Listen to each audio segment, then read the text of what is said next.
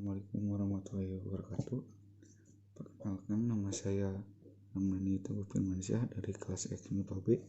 Di sini saya akan menerangkan dinamika hidrosfer dan dampaknya terhadap kehidupan.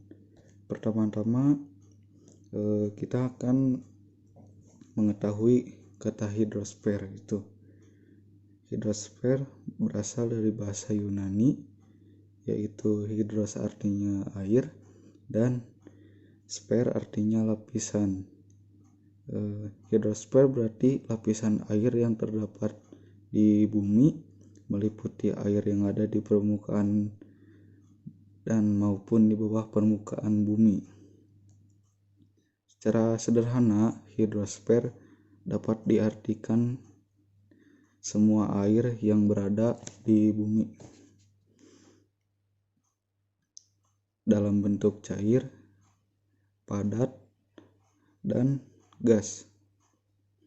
Hidrosfer juga meliputi samudra, laut, sungai, danau, air tanah, mata air, dan masih banyak lainnya.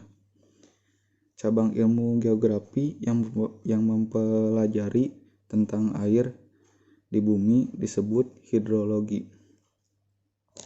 Dan di sini saya akan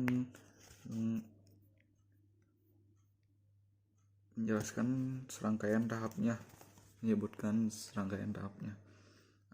Tahap siklus air ada evaporasi, sublimasi, transpirasi, evapotranspirasi, kondensasi, adveksi, presipitasi, aliran permukaan atau runoff, dan infiltrasi atau perlokasi. Next, kita ke air tanah dan pemanfaatannya. Jadi air tanah adalah air yang bergerak di dalam tanah yang terdapat di dalam ruang antara butir tanah yang meresap ke dalam tanah dan bergabung membentuk lapisan tanah yang disebut aquifer. Dan yang kedua, faktor yang mempengaruhi penyerapan air ke dalam tanah adalah sebagai berikut. A. Tingkat porositas tanah dan atau batuan. B. Kemiringan lereng. C. Tingkat kelembapan tanah. Yang ketiga, air tanah dapat dibedakan berdasarkan letaknya, yaitu sebagai berikut. A. Air tanah phreatis adalah air tanah yang berada di lapisan kedap air. B. Air tanah artesis adalah air yang terperangkap di antara dua lapisan kedap air. Air tanah juga dapat dibedakan berdasarkan asal airnya, yaitu sebagai berikut. A. Air tanah meteorik adalah air tanah yang airnya berasal dari hujan dan gletser. B. Air tanah tubir adalah air tanah yang airnya berasal dari dalam perut bumi. C. Air tanah juvenil berupa mata air panas yang naik ke permukaan karena gas-gas magma yang dilepaskan. D.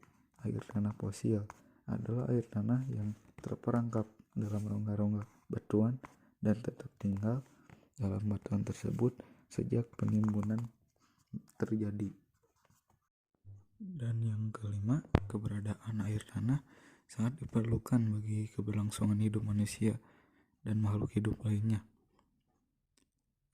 Sebagai antara lain sebagai berikut.